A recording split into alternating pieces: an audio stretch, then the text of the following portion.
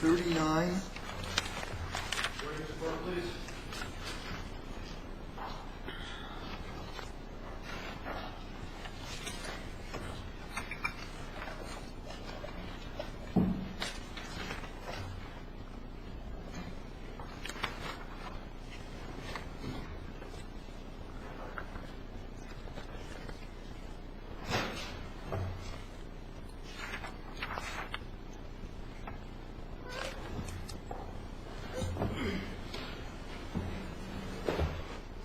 May it please the Court, may I reserve 5 minutes for rebuttal? Yes, sure, Counsel.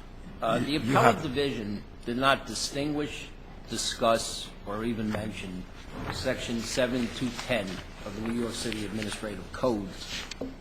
Defendants, although in the initial notice of claim it prepared and also in the complaint it prepared, it clearly referred to 7210.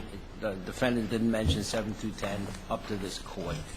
There's no question that that section applies and controls the case. The question is, however, what does 7210 do? 7210 effects a transfer of liability from the municipality to the abutting owner. It's not a diminution of liability or the possibility to recover of the injured party. It doesn't diminish the rights of the injured party. So those cases that were heard before 7210, where liability attached to the municipality, now you would say those cases are still good law and they would apply to yes, abutting landowner. The same standards Right. which apply to the municipality were transferred to the individual owner by 7210. Yeah, but in any event, the plaintiff still has to show negligence. Yes, there's no question. There's no question. Now, you do not have to show, however, the origin of the particular problem. 7210 depends on the existence of the situation, the danger, not the origin of it. Well, what about the origin here anyway, if you had to show it? You put in all these meteorological reports.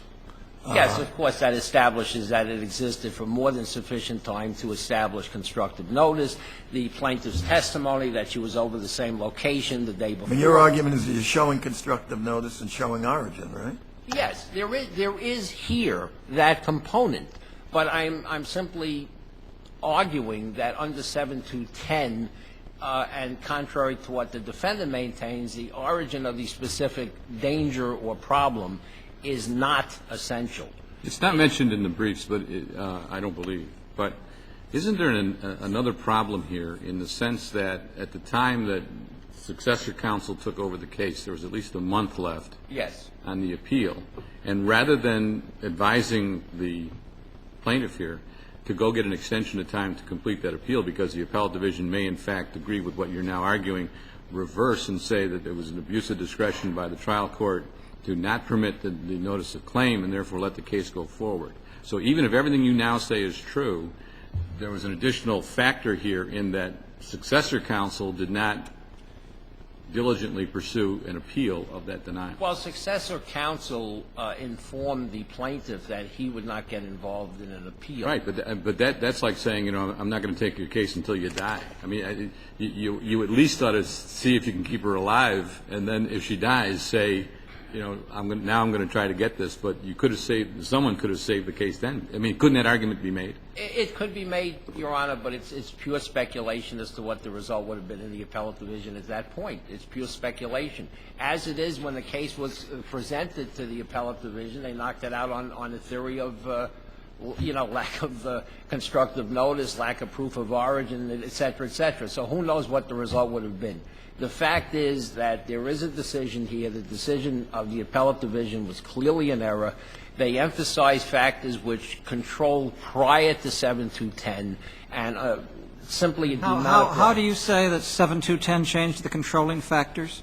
It transferred the liability. I understand. I mean, the duty was there before in the prior You have a section. different defendant, but what else changed?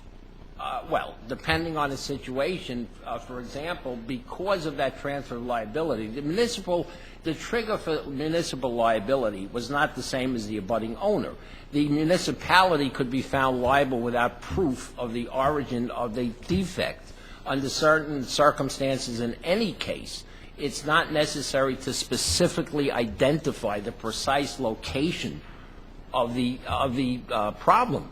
For example, you could You're saying that under the old law, you would have to show that the landowner had created the problem. created it or increased the danger. It's a different standard than applied once 7210 went into effect. And I am saying also that, again, this is a motion for summary judgment. It's controlled by the usual rules of a motion for summary judgment. Issue finding, not issue determination, matters of credibility are not determined. All favorable inferences must be drawn in favor of the opponent. The opponent's statements are deemed to be true. Under those circumstances, given the particular facts here, the motion for summary judgment had to be denied. What did they have to show, and what did they show that defeats the summary judgment motion? Plaintiff. What did he have to show? What did plaintiff have to show or defendant? Well, my position is they didn't meet their initial burden of proving prima facie that they were entitled to judgment, assuming that they were. Right. Assuming that they were. You would have to show constructive notice of a condition. Either that or they created it. Now, again, the evidence here establishes constructive notice without question. You do not have to show the origin. You do not have to show the location of the problem to the inch. You do not have to show that, especially in a snow and ice case. I mean, it does not further the purpose of investigation. Wasn't there even conflicting testimony, or maybe it was a testimony there were particulars that were in conflict as to the address of the building in front Yes, of she which got she confused fell? at the deposition, but the address was the same in the notice of claim, it was the same in the complaint, and it was the same as corrected later on in the deposition. So, yes, there's no question, the way she initially testified at the deposition, she was confused. She incorporated the street into the address. There's no question about that. But that was dealt with and corrected. So, again, 7210 does something. It eliminated the city's liability on a transfer. It did not diminish the potential for recovery of the individual. And that's exactly what defendant is arguing for. Defendant is basically arguing here that the 7210 does nothing except eliminate the municipality's liability. It doesn't add anything. The liability is precisely as it was before. If so, 7210 could have been one sentence. The municipality shall not be liable, etc. That's it. But it was not so limited. There was something specifically intended, as this Court has previously held, a transfer of liability was intended. Do you concede that if the law had not changed, that Simmons would govern this case? Had the law not changed? Yeah. Yes. Yes. I mean, I may not agree with it, but that apparently was the law before, but it's not the law now. That's a count. Thank you. Okay. Counsel? May it please the Court. Sure. The Court brought up a good point about there being a month left to appeal the denial of the permission. Judge Piggott's point, yes. Yes, sir. There's also another point that is mentioned in the brief that should not be lost in this Court. And that point is that as far as the litigant in New York State goes, this is the end of the journey. This is a court of appeals. And we've made it this far through a motion for summary judgment, a trial court decision, and the second department decision, and all the way to this Court on whether or not there was constructive notice, when in the first instance in the bills of particulars in this case, constructive notice was not alleged. As this Court held, and that's on page 65 in the appendix, as this Court held in, excuse my pronunciation, Piacquiado, I believe, it says, in any slip and fall cases involving snow and ice, a property owner is not liable unless, one, he or she created the defect or hazardous condition, or two, that they had actual or constructive notice of the condition. Now, in the bill of particulars on page 65 of the appendix, the allegation in this case is that the hazardous condition was created by the housing authority. And what has happened in this case, I think mistakenly, is the litigant has been given the mistaken benefit of having made an allegation that was never made at the inception of this case, at least as far as the appellate process goes. And I understand that pleadings on motions for summary judgment, as my adversary pointed out, must be construed liberally, and that Was that the basis on which you got summary judgment below? I mean, I thought the Supreme Court, the judge in Kings County Supreme seemed to think that the constructive notice was an issue. Exactly, sir.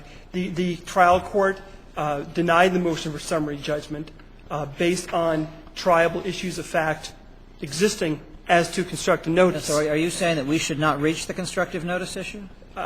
Exactly, Your Honor, based on the fact that it's even never though been she alleged. did? She did, Judge, but And the appellate division did, didn't they? the appellate division did it because they had to review the findings and comb the record of the trial court. And now I'm saying we're here now because the appellant or the plaintiff has been given the benefit of having made an allegation she never made to begin with. But if you'd said in Kings County Supreme, you'd said, hey, they never alleged constructive notice. They could have jumped up and said, oh, I'm sorry, we left it out of our bill of particulars. Please let us amend. There's no prejudice. No prejudice, Judge, but we I mean, isn't it unfair for you now to rely on a defect in the bill of particulars that was ignored below? as far as being unfair, Judge, the trial court brought up the issue of constructive notice for the first time in its decision to deny the motion for summary judgment. It's odd in the way. I mean, they're saying that the defendant created the condition by failing to act. In failing to act, I mean, they're saying they had notice and they failed to fix it. But the fact of the matter is that the claim is that there was ice that was left there too long, and they should have done something about it, and they didn't. Whether it was actual or constructive notice, they don't know because they didn't depose the housing authority. But I want to go back to something else. What strikes me about these cases is somebody decided this lady had a case because they signed her up. And they said, you know, we think you've got a case, and we're going to take it for you. And then they proceeded to, at least the allegations are, not do what they were supposed to do. And then all of a sudden they say, well, she never had a case in the first place. Well, if she didn't have a case in the first place, somebody's making a mistake here. And lawyers ought to be better than this, it just seems to me. I think they thought they had a case. I think you don't have to say where on the sidewalk you fell if it's the housing authority's sidewalk.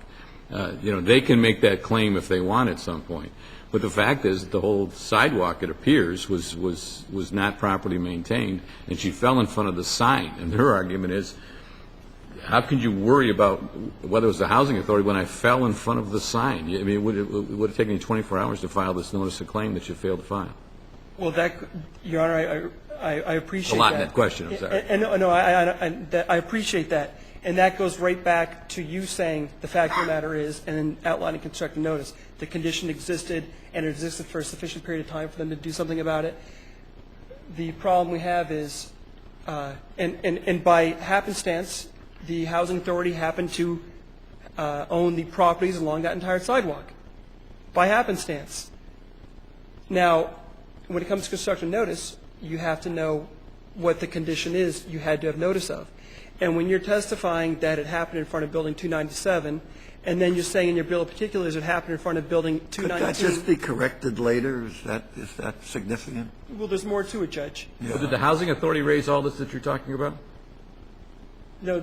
Of course not, because it never got there. My point is that the lawyers who were telling her, you've got a case, now turn on her and say, you don't have a case because you didn't do this. Where was your investigation? Where's her statement that you took when you sat down with her to interview her, and she says it's 297, and you go out and you say, are you sure? And she says, oh, geez, I misread the number. I mean, where is your preparation to get this lady teed up so that when you do bring the action, these things don't occur? And how, this is my fundamental issue, how does it happen that lawyers can do that?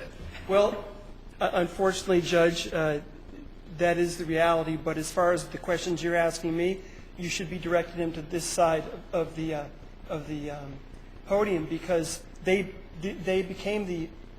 stepped in the shoes of these attorneys. And the statement you're talking about, they should have went and got. And the specificity of the location you were talking about, they should have went and got. And exactly where the accident happened, they should have went and got. She came to her deposition with her new attorneys, did not know where she fell, said it was somewhere in the middle of the block. And because, as you pointed out, Your Honor, she had the benefit of the same property owner abutting the sidewalk, she could say it was just anybody. And now, if you take a situation, not to propose some sort of camel's nose argument, but if you took a situation where there was a separate owner for each building, Then you'd have a good argument there. But if they own 50 yards of the sidewalk, and she said I fell somewhere within that 50 yards, and it was glare ice from start to finish, she's okay. But that's not the case, Judge. She said that there was some places of the sidewalk it was okay, and other places it wasn't. And Still the same owner. I mean, I understand. Yeah. Okay. I understand.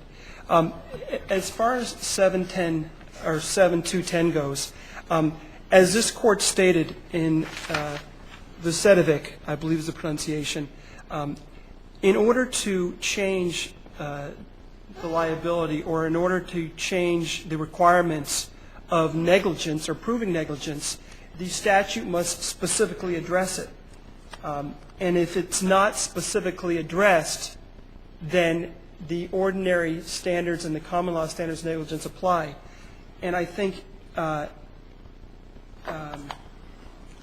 even in the language of 7210 itself, it employs the language negligent failure. It employs the language proximately caused. And based on this court's holding, the city council would have had been very specific with clear language to dispense with the common law requirement of, as counsel states, the origin of the defect.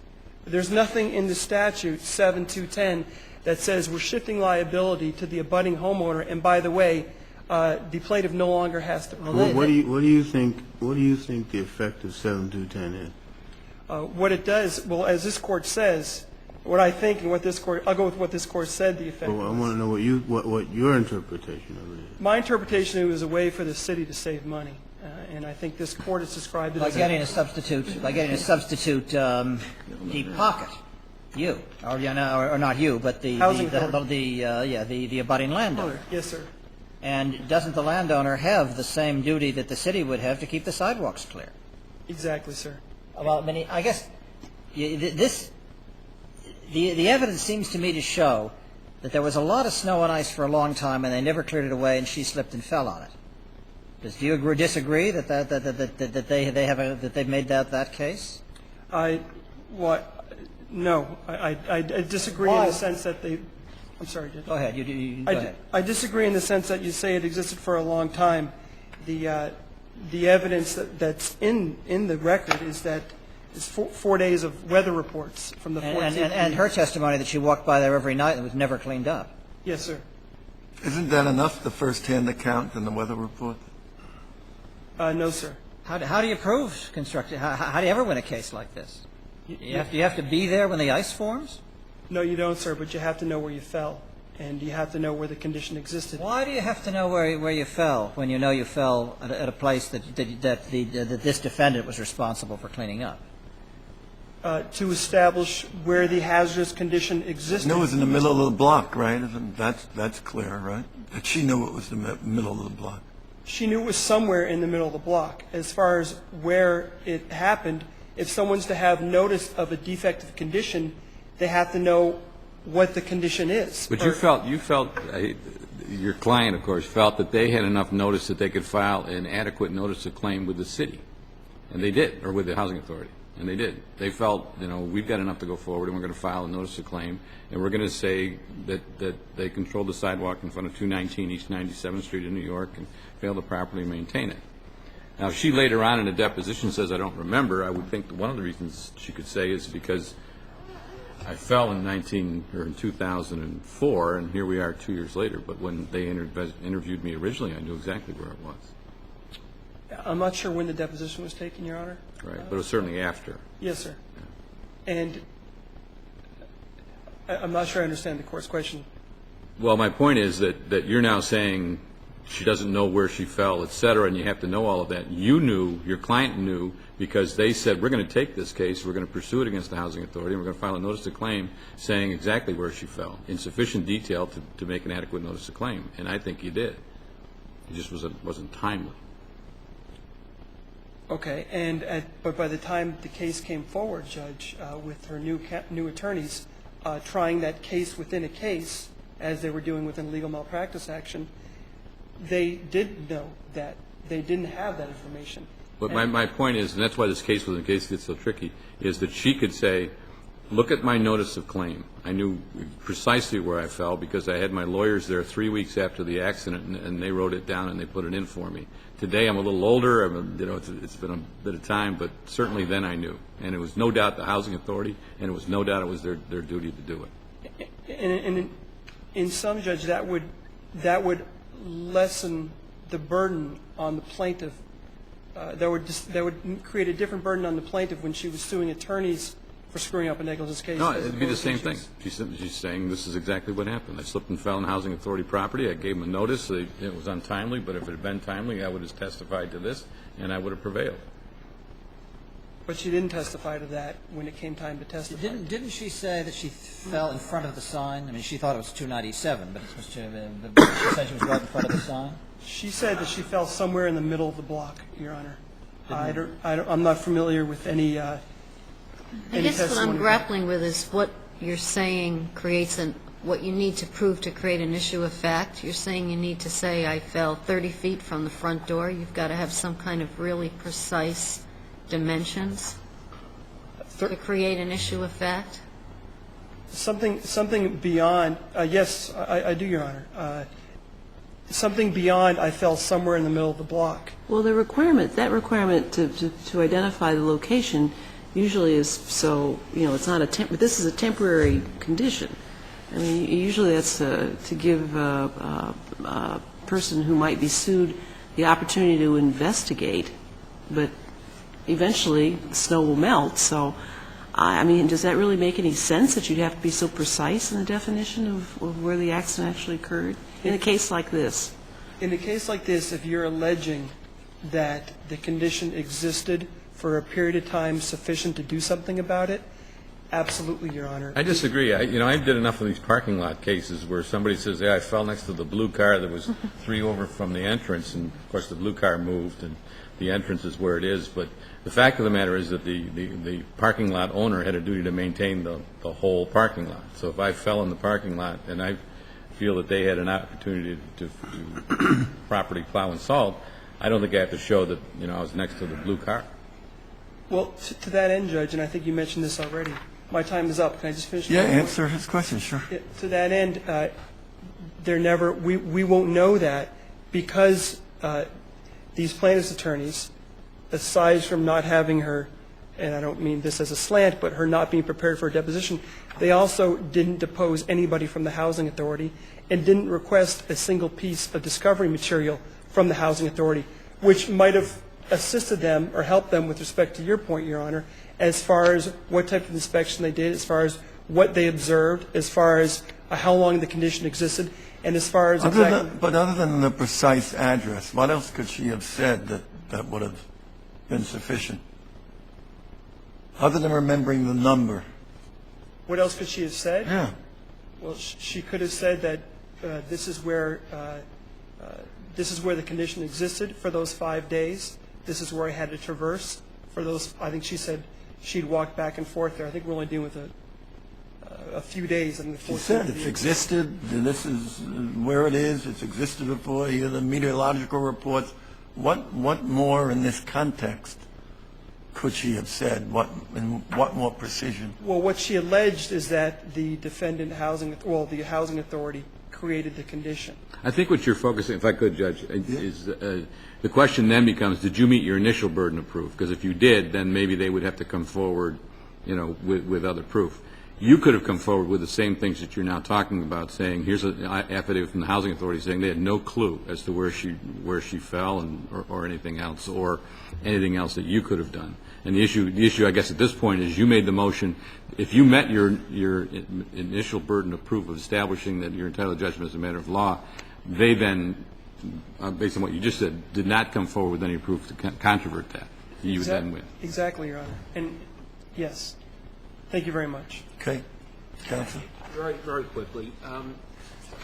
There is no requirement that a person injured be a walking, breathing, global positioning. He said she didn't come forward with any evidence, really, No, she assuming did. they met their She burden. absolutely did. The testimony is that she fell immediately adjacent to the sign that gave the address for the building. And that is sufficient unless you have a requirement that someone has to walk around with a ruler, and no matter what the injury is, measure exactly to the inch where they fell. Were there signs in front of both buildings since she originally There might have been, gave but the she knew wrong the number? building that each one had a different address, presumably. And she said she fell right by the sign of the building where when she was straightened out, where she actually had the injury. Now, the point was raised about we not having mentioned constructive notice. It was mentioned. It was a little bit awkward. It was mentioned. The reason that the courts below considered the issue was that defendants never raised it until they got to the Court of Appeals. The lawyers, the defendants for the plaintiff did feel that they had sufficient identification to proceed with a notice of claim, to proceed with the case. They thought they had all the specifics they needed to go ahead with it. Now, as has been pointed out, they have no specifics, and she never had a case. We are not talking about dispensing with common law liability that existed before. We are saying that the basis for liability that was for the municipality, which existed before, has been transferred to the abutting owner. There is no diminution of potential recovery. It's the same as it was, but a transfer from one entity to the other. And that's all we're saying. 7210 was never intended to diminish anything. Thank you.